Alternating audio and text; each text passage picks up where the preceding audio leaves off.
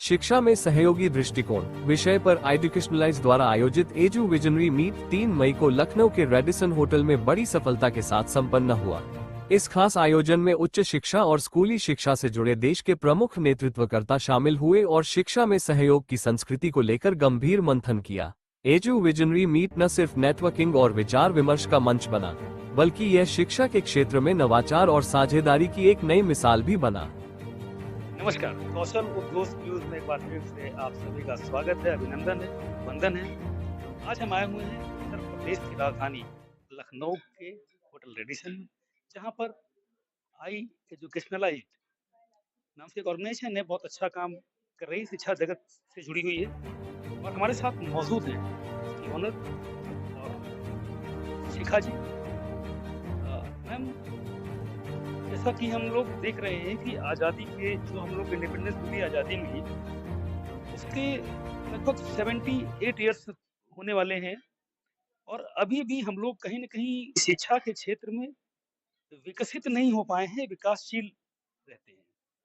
आप इस क्षेत्र में बहुत अच्छा काम कर रही है, काफ़ी नाम आपका सुना जा रहा है इस क्षेत्र में। क्या प्रोग्राम्स हैं, क्या विजन्स इसके हैं, इसके ऊपर आप क्योंकि इस ऑर्गेनाइजेशन पे काम कर रहे हैं?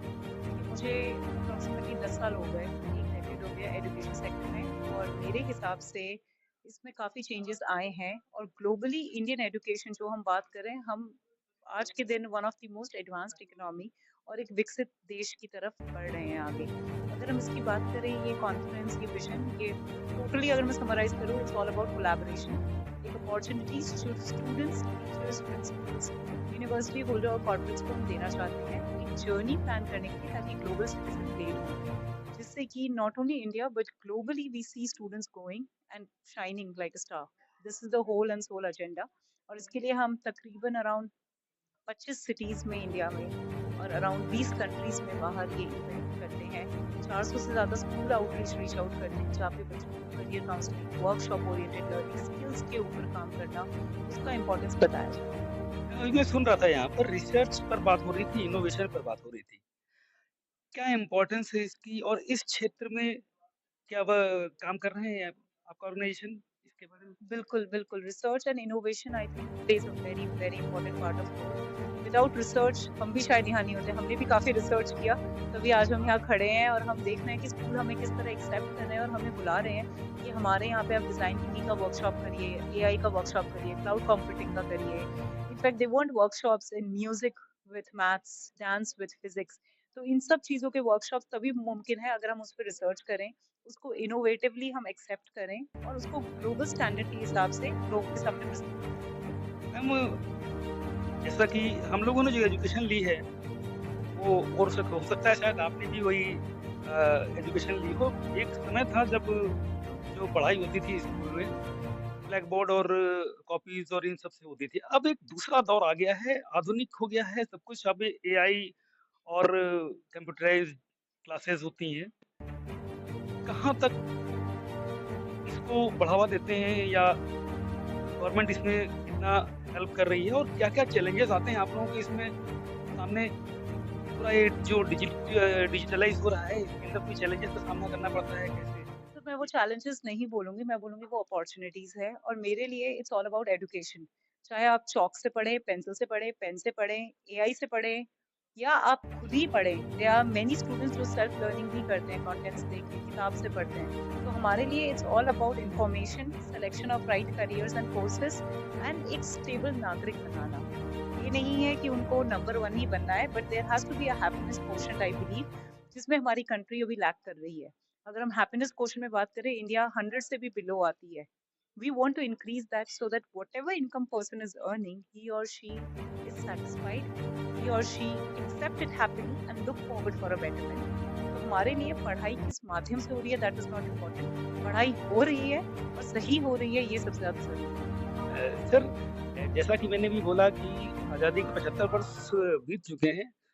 हमने शिक्षा में बहुत बड़े-बड़े काम किए हैं और बहुत तेज़ी से शिक्षा के क्षेत्र में अग्रणी हो रहा है हमारा देश। मगर क्या कारण लगता है इसका कि अभी तक हम उस स्टेज पर नहीं पहुँच पाए हैं, जो शिक्षा के क्षेत्र में जो विकसित और विकासशील होने वाला अंतर है, उस अंतर को अभी हम क्रॉस नहीं कर पाए हैं। क्या कारण मानते हैं इसको? देखिए, सबसे बड़ा कारण जो है वो है लिटरेसी और जो डिवीजन है स्कूल एजुकेशन को ही अगर हम लेके चलें तो शहर के स्कूल और गांव के स्कूल में आज डिफरेंस है। जो हमारे सरकारी स्कूल हैं उसमें भी डिफरेंस है अगर हम कंपेयर करें प्राइवेट स्कूल और सरकारी स्कूल में। वैसे तो हमारी सरकार बहुत अच्छे काम कर रही है, बहुत मॉडल स्कूल्स बनाए हैं इन्होंने, लेकिन आज भी जहाँ टीचर हैं वहाँ बच्चे नहीं हैं, जहाँ बच्चे हैं वहाँ टीचर नहीं है और इंफ्रास्ट्रक्चर खराब होता जा रहा है। कंप्यूटर्स हैं तो यूज करने वाला नहीं है। बच्चों को उन्होंने मिड डे मील देने के बहाने से बुलाना चाहा तो बच्चे मिड डे मील लेके चले जाते हैं वापस घर। तो चैलेंज है बहुत अगर हम उस पॉइंट ऑफ व्यू से देखें। और जहाँ तक प्राइवेट एजुकेशन का सवाल है, स्कूल्स बहुत अच्छा कर रहे हैं। आपने अभी सीबीएसई का रिजल्ट देखा, आईसीएसई का रिजल्ट देखा, उसमें एक जमशेदपुर की लड़की ने 100% इन ऑल द सब्जेक्ट। अब आप बताइए, ये पढ़ के ही तो आया है, ऐसे तो नहीं है। तो ये एक चैलेंज है जो हमें पहले तो डिफरेंस मिटाना पड़ेगा। हाँ, टेक्नोलॉजी आई है सरकारी स्कूल में भी, जहाँ की मैक्सिमम जनता हमारे सरकारी स्कूल में पढ़ती है, उसको हमें और विशेष ध्यान देना पड़ेगा। और साथ साथ टीचर, जो एक टीचर एक इंडिविजुअल है, उस प्रोफेशन को हमें इम्पोर्टेंस देना पड़ेगा।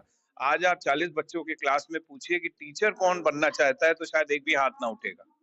तो I think teaching profession should be by choice, not by chance.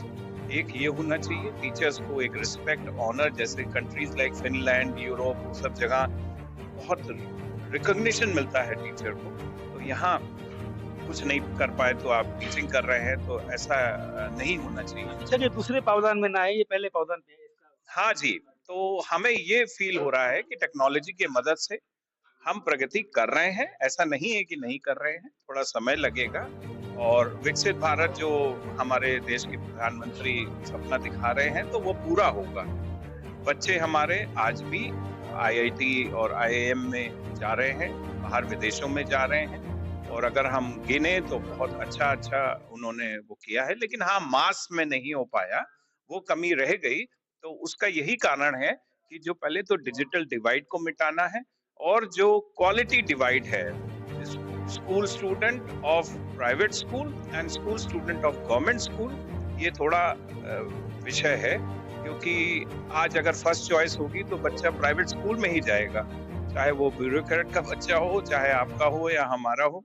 सरकारी स्कूल का तो हम ना सरकारी हॉस्पिटल में जाना चाहते हैं, ना सरकारी स्कूल में जाना चाहते हैं। ये बड़ा अनफॉर्चुनेट है, जहाँ की शिक्षा भी फ्री है और जहाँ पे दवाई भी फ्री मिलती है। लेकिन क्यों ऐसा माइंडसेट बना है, हमें मतलब it is beyond my imagination. But certainly changes are coming and I think there will be a time when we will overcome this challenge also. Thank you. हमारे साथ मौजूद हैं डॉक्टर शबाना अरोड़ा जी। मैम, ऐसा देखा गया है कि जब बच्चा 12th करके बेसिकली कह लें 10th करके जब बाहर निकलता है तो उसके आगे बहुत सारे चैलेंजेस होते हैं। सबसे पहला चैलेंज ये होता है कि कौन सी साइड लें। वो डिसाइड नहीं कर पाता है कि हमें क्या करना है एक्चुअली आगे। इसके लिए कुछ आप बताएं जिससे छात्रों को कुछ मदद मिले और वो अपना जो करियर है उस क्षेत्र का चुनाव अच्छे से कर पाएं अपनी क्षमता के अनुसार।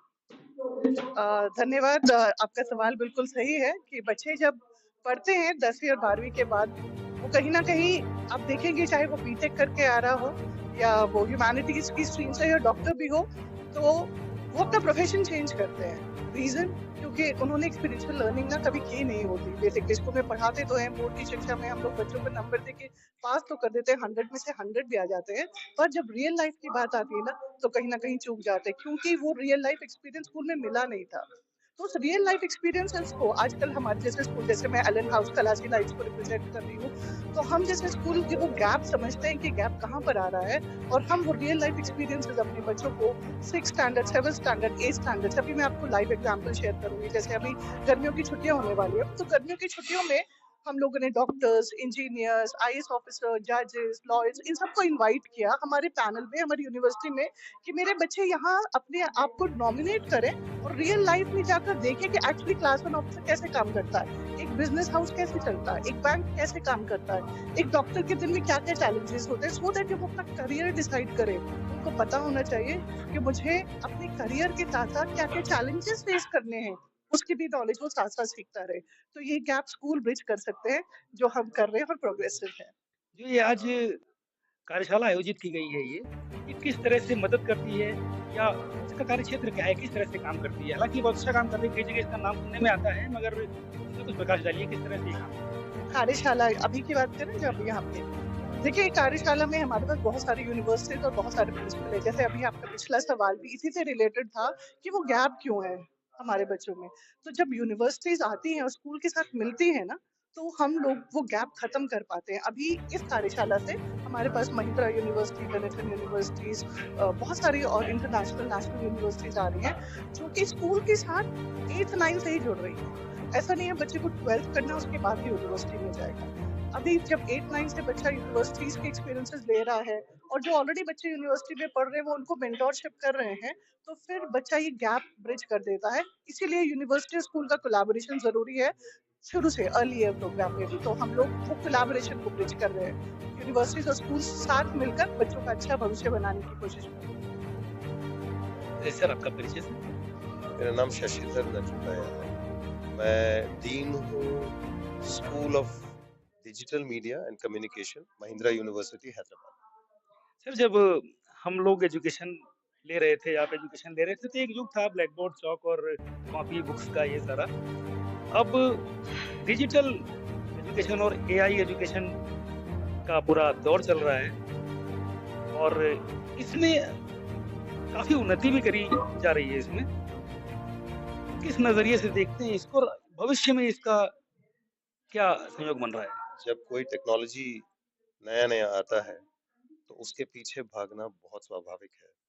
लेकिन हमें एज़ एजुकेटर्स हमारी ये रिस्पॉन्सिबिलिटी रहेगी कि हमें वो परखना है कि टेक्नोलॉजी से हमें कितना लेना है और जो ब्लैक बोर्ड से हो रहा था काम, क्या वो टेक्नोलॉजी कर पा रहा है कि नहीं। सिर्फ डिजिटल और एआई, आपने सही कहा। एक्चुअली क्या हो रहा है कि आजकल एआई तो यूनिवर्सिटीज और स्कूल्स नहीं समझ पा रहे जितना कि स्टूडेंट्स पहले समझ गए हैं। सर जैसे चैट जीपीटी, तो चैट जीपीटी से आप जब सीख रहे हैं या कॉपी कर रहे हैं जो भी है, या फिर आप एक सर्च इंजन से आपको आपके हाथ में सोल्यूशन है, क्लासरूम की क्या जरूरत है। ये एक बहुत अचरज वाला सवाल है कि नहीं। तो लेकिन ये सवाल है एक्चुअली जो हम नहीं पूछ रहे अपने आप से। ये सवाल हमें करने की जरूरत है कि उसका क्या विकल्प है। अब उसका क्या सोल्यूशन आप निकालेंगे कि एक लर्निंग प्रोसेस में टेक्नोलॉजी में कहीं बाधा तो नहीं डालती। तो ये हमें सोचना है और उसका सोल्यूशन है।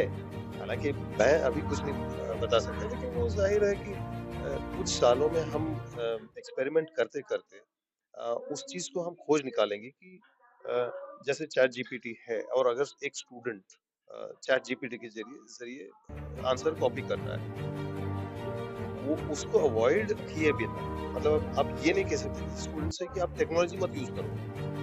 आप ये जरूर कर सकते हैं हम कैसे उसको बदलें। जैसे हमारे क्लासेस में क्या करते हैं कि चैट जीपीटी हम कहते हैं कि आप यूज करो, लेकिन आपको फिर आके उस टॉपिक पे एक प्रेजेंटेशन देना पड़ेगा जो कि चैट जीपीटी के बगैर होगा। उसको कैसे करेंगे? तो एक छोटा-छोटा स्टेप हम ले रहे हैं, देखते कहाँ जाते हैं। जैसे कि आज ये ऑर्गेनाइजेशन ने प्रोग्राम ऑर्गेनाइज किया है और बड़े-बड़े यूनिवर्सिटी से लोग आए हुए हैं। किस तरह से ऑर्गेनाइजेशन हेल्प करती है एजुकेशन के डेवलपमेंट के लिए सर? क्या काम किए जाते हैं, किस तरह से? ये अच्छा सवाल है क्योंकि इस तरह के प्लेटफॉर्म्स जो होते हैं इनका क्या मकसद है, क्या मतलब है और उससे हम क्या आउटकम ले जा रहे हैं। इसका मकसद ये है कि स्कूल, ना सिर्फ स्कूल और यूनिवर्सिटीज, यूनिवर्सिटी और यूनिवर्सिटी, स्कूल और स्कूल, और ऑब्वियसली स्कूल और यूनिवर्सिटी के बीच में कोलैबोरेशन होना बहुत जरूरी है। और वो इसलिए कि हमें पता नहीं है कि एक दूसरे के क्लासरूम में क्या हो रहा है, या एक स्कूल का बच्चा जब यूनिवर्सिटी में प्रवेश करता है तो वो किस लेवल तो नहीं कहूँगा, किस कैपेबिलिटी के साथ आ रहा है या आ रही है। तो उसको परखना बहुत जरूरी है और स्कूल के लिए भी ये बहुत जरूरी है ये जानना कि एक यूनिवर्सिटी में हम एक यूनिवर्सिटी से क्या ले सकते हैं। वो उस काइंड ऑफ एक इंटरफेस जिसको कहते हैं, वो इस तरह का एक प्रोग्राम बहुत बहुत बढ़िया तरीके से उसको पेश करता है। वो हम देख रहे हैं इस पैनल डिस्कशन में भी हुआ, अभी जो हम बात कर रहे हैं इस पैनल डिस्कशन में, तो उस तरह के डिस्कशन से क्या होता है कि यूनिवर्सिटी और स्कूल फिर एक दूसरे से इंट्रोड्यूस भी हो जाते हैं, जो पहले नहीं जानते थे। अब ये अभी-अभी मैंने कहा इस प्लेटफ़ॉर्म पे कि मैं एक कोर्स पढ़ाता हूँ जिसका नाम है लर्निंग टू लर्न। हम सीखते कैसे हैं? ये हमें आप पहले बता रहे थे ना, हम पहले सीखते थे इस तरह से ब्लैक बोर्ड से। सीखते तो ब्लैक बोर्ड से थे, लेकिन हम कैसे सीखते थे? हमारा कॉग्निटिव एबिलिटी क्या था सीखने का? हमें सोसाइटी ने किस तरह से सीखने पर वो किया।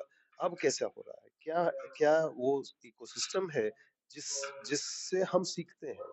वो उस तरह का जो कोर्स है वो स्कूल में भी होना चाहिए, कॉलेज में भी होना चाहिए, ताकि जो स्टूडेंट है, ये सिर्फ इंस्टीट्यूशनल नहीं है, ये आए हुए हैं प्रिंसिपल और डीन वगैरह, लेकिन ये है बच्चों के लिए, स्टूडेंट्स को बहुत इन्फ्लुएंस करेगा। Question, sir, because now industry and academia relationship or the collaboration, what you are asking is, this is what our Alliance University, we are doing. We are having the corporate partnership for our students, and successfully we are running this one for more than 20 years for MBA students. Currently, now we started for our BTech and master degree students, where the industry are coming over to our campus. Sometimes they are, using online mode also to meet our students, so that our students are getting first-hand information from the industry people, what the industry is looking for. Because it's a rapid changes are there in the curriculum and other things what the industry is looking for. So accordingly, we are working on our syllabus also. Because every year we are having 2 times board of studies where we are revising our syllabus to meet their industry needs. And not only that one, and industry certifications, what the industry is currently looking for, that one we are trying to inject it in our syllabus also as a part of it. नमस्कार, मेरा नाम doctor और मैं यहाँ पर ग्राफिकरा university Dehradun में। सबसे पहले मैं धन्यवाद देना चाहूँगा आए एजुकेशनलाइज गुप्ता जी का कि उन्होंने हमें यहाँ बुलाया और इस कार्यक्रम के माध्यम से हमने सभी प्रिंसिपल्स के साथ बैठ के विचार किया कि भविष्य के लिए बच्चों को कैसे तैयार किया जाए और किस तरह के कोर्सेज होते। इसके अलावा सिलेबस कैसे डिज़ाइन किया जाए और क्या हम प्रोग्राम्स कर सकते हैं बच्चों को लोग फ्यूचर के लिए रेडी बना सकते हैं। क्योंकि हम आर्टिफिशियल इंटेलिजेंस का आप देख रहे हैं किस तरह से इस्तेमाल हो रहा है और किस तरह इंडस्ट्री अब आर्टिफिशियल इंटेलिजेंस की तरफ जा रही है। तो ये सिर्फ टेक्नोलॉजी कोर्सेज से रिलेटेड नहीं रहेगा, बल्कि सभी कोर्सेज में कहीं ना कहीं ऐसा योगदान होगा टेक्नोलॉजी का कि जिसको सभी बच्चों को समझना पड़ेगा और उसके लिए तैयार होना पड़ेगा। भारत देश जो है स्किल की खान है, मगर इसका उपयोग जिस समय से होना चाहिए था उसका नहीं हुआ। अब जो है इस तरह से स्किल डेवलपमेंट को बढ़ावा दिया जा रहा है, एक बहुत अच्छी बात है। इस क्षेत्र में कहाँ तक ये जो आई एजुकेशनलाइज ऑर्गेनाइजेशन है, कहाँ तक ये काम कर रही है? आप लोग क्या इसके बारे में विचार रखते हैं? देखिए, अगर मैं ग्राफिकरा यूनिवर्सिटी के बारे में बात करूंगा तो ये भारत का पहला जेन एआई कैंपस है जिसमें कि अमेज़न वेब सर्विसेज की सुविधाएं मिलती हैं और हम एक साथ काम कर रहे हैं। और ये सिर्फ एक ही फील्ड में काम नहीं करेगा, इसका हर जगह इस्तेमाल किया जाएगा जहाँ पर कि बच्चे अपनी अपनी इच्छा के अनुसार जो कोर्सेज लेंगे वो भविष्य के अनुसार बनाएंगे होंगे कि वो कैसे भविष्य में देश का, किसी के इंडिविजुअल का, समाज का कैसे भला कर सकते हैं। भले आप उसमें लॉ की बात करें, भले आप बायोलॉजी की बात करें या फिर आप मैनेजमेंट की बात करें, तो जनरेटिव एआई और ग्राफिकरा दोनों ही बच्चों को फ्यूचर के लिए रेडी बनाने का प्रयास करेंगे। देखिए, ये एक जो संस्था है आई, तो ये बहुत अच्छा काम कर रही है इस क्षेत्र में। हम आपको शिक्षा से जुड़े हुए और भी कार्यक्रम दिखाते रहेंगे, क्योंकि इसका वास्ता सीधा आपके बच्चों के भविष्य से है, आपकी आने वाली पीढ़ी से है। बने रहिए हमारे साथ लगातार और भी खबरों के लिए। अखिल त्रिपाठी के साथ पवन त्रिपाठी, कौशल उद्घोष न्यूज, लखनऊ।